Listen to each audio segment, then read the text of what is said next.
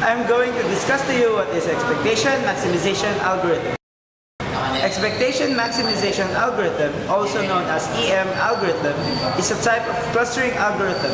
A clustering algorithm is involved in the grouping of data points. Given a set of data points, we can use clustering algorithm to classify each data point into a specific group.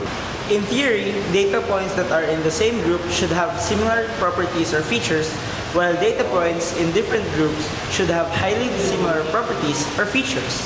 Clustering method is a method of unsupervised learning and is a common technique for statistical data analysis used in many fields. Expectation maximization algorithm is an iterative method to find maximum likelihood or maximum a posteriori or MAP. Estimates of parameters in statistical models where the model's data is incomplete, has missing data points, or depends on unobserved latent variables. Let's start. To be able to understand the EM algorithm or expectation maximization algorithm, we must first know what is Gaussian mixture model or GMM.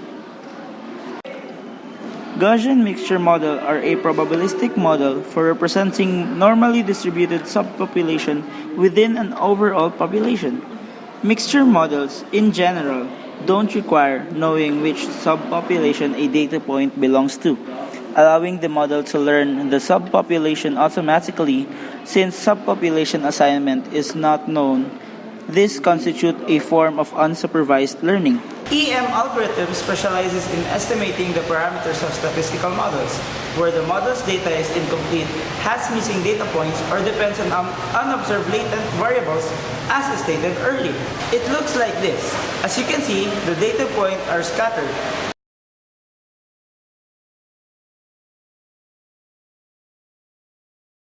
Now, let us see the process with this example. First, we begin by selecting the number of clusters and randomly initializing the Gaussian distribution parameters for each cluster. One can try to provide a good guess estimate for the initial parameters by taking a quick look at the data too. Though note, this isn't 100% necessary as the Gaussians start very poor but are quickly optimized. Second, given this Gaussian distribution for each cluster, compute the probability that each data point belongs to a particular cluster. The closer a point is to the Gaussian center, the more likely it belongs to that cluster. This should make intuitive sense since with the Gaussian distribution, we are assuming the most of the data lie closer to the center of the cluster.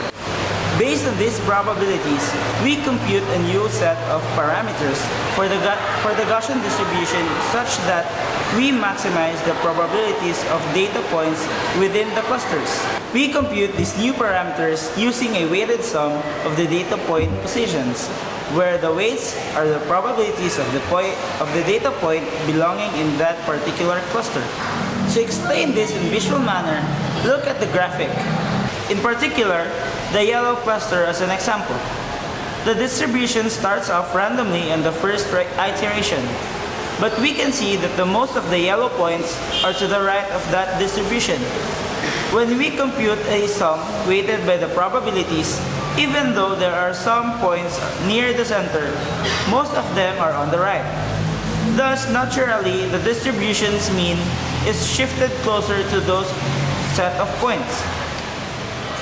We can also see that most of the points are top right to bottom left.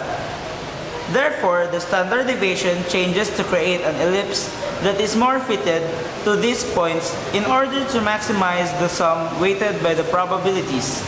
Fourth, steps 2 and 3 are repeated iteratively until convergence, where the distribution don't change much from iteration to iteration. There are two key advantages to using GMMs.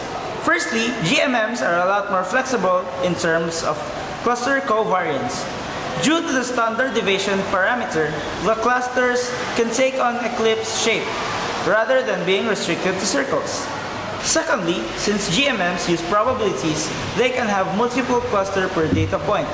So if a data point is in the middle of two overlapping clusters, we can simply define its class by saying it belongs to X% to class 1 and Y% to class 2.